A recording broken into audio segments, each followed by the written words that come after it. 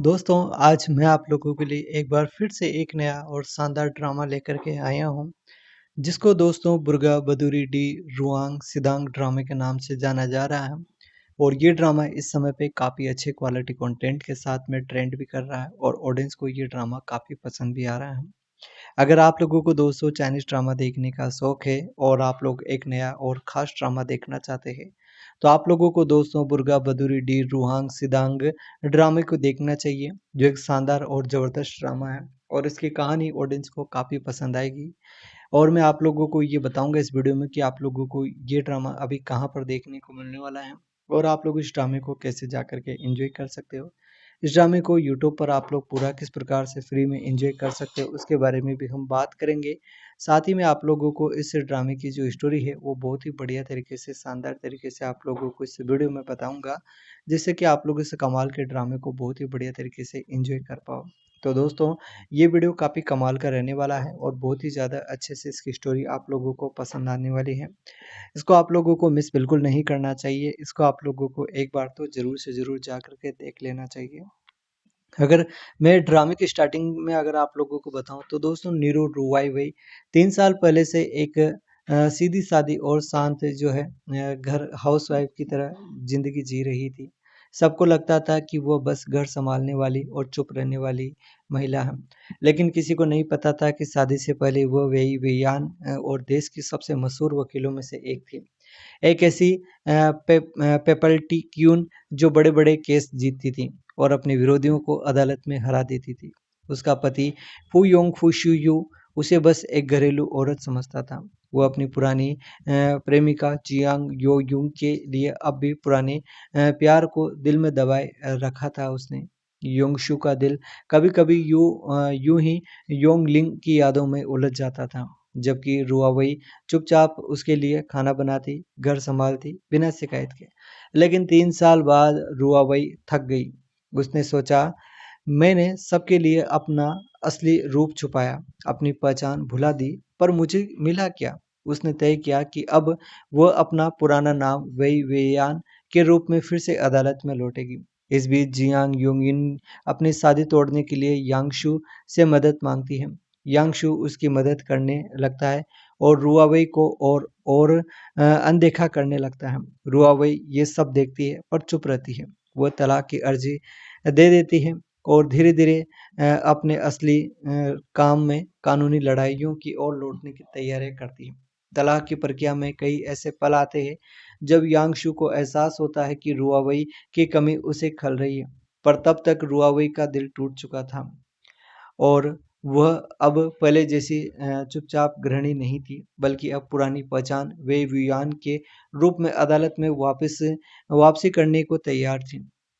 एक दिन अचानक खबर फैलती है कि यांगशु हैरान रह जाता है। वही बयान वापस आ रही है ये सुनकर। उसे समझ आता है कि उसकी शांत पत्नी ही वही ताकतवर वकील है जिसे वह कभी सोच भी नहीं सकता था।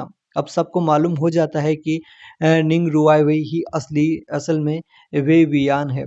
यह दोस्तों काफ़ी कमाल का और शानदार ड्रामा है, जहाँ पर हम देखते हैं कि आगे ड्रामे में तलाक का कागज मिलते ही निंग रुआवई अब सबके सामने वेंग वेयांग ने गहरी सांस ली। 3 साल की चुप्पी अब खत्म हो चुकी है।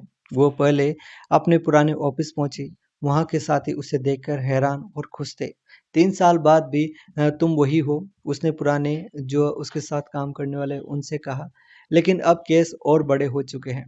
क्या तुम तैयार हो? रुआवई मुस्कुराई। मैं हमेशा तैयार हूँ। पहला केस बहुत बड़ा था, एक टेक कंपनी का, जो विदेशी निवेशक जबरदस्ती जो है खरीदना चाहते थे। कई वकीलों ने हाथ खड़े कर दिए थे, पर रुआवे ने 3 दिन में सारी फाइलें पढ़ डाली और अदालत में उतर पड़ी। कोर्ट रूम में उसकी तेज दलीलों ने सबको चौंका दिया। वो पुराने समय की तरह सबूतों की एक एक कड़ी पकड़कर विपक्ष को चुप करा देती थी।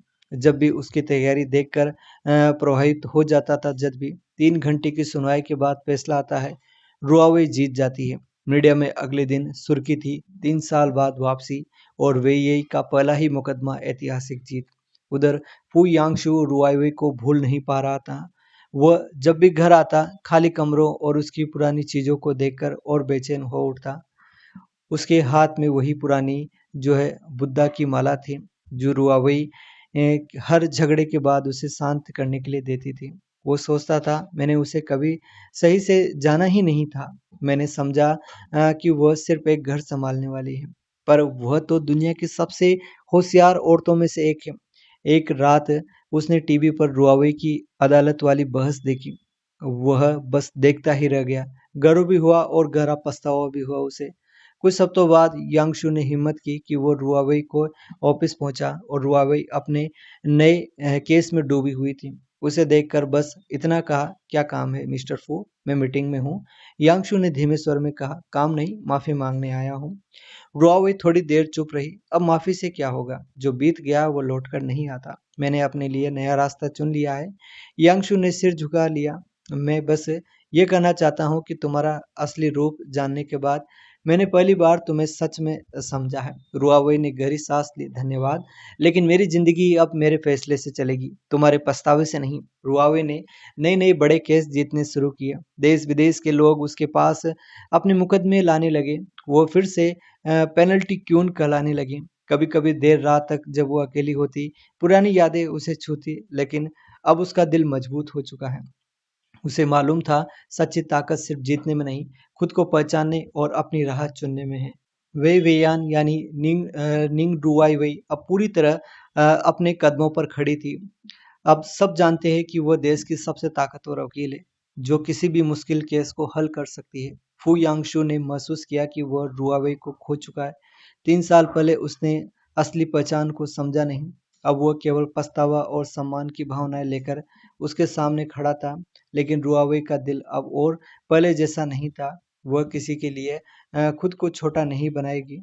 इस बीच रुआवेई ने ली शियाओंग को जाना, एक बुद्धिमान और सच्चा साथी जो उसके साथ काम और उसके दिल दोनों को समझता था। दोनों ने धीरे धीरे भरोसा और स्नेह बनाया। अब रुआवे का प्यार उसके खुद के निर्णय और सम्मान पर आधारित था, न कि किसी पुराने बंधन पर। वे वेयान ने बड़े बड़े इंटरनेशनल और सामाजिक मुकदमे जीते। हर जीत उसके नाम और ताकत को बढ़ाती। अब वो सिर्फ एक गृहिणी नहीं बल्कि एक मिसाल बन चुकी थी।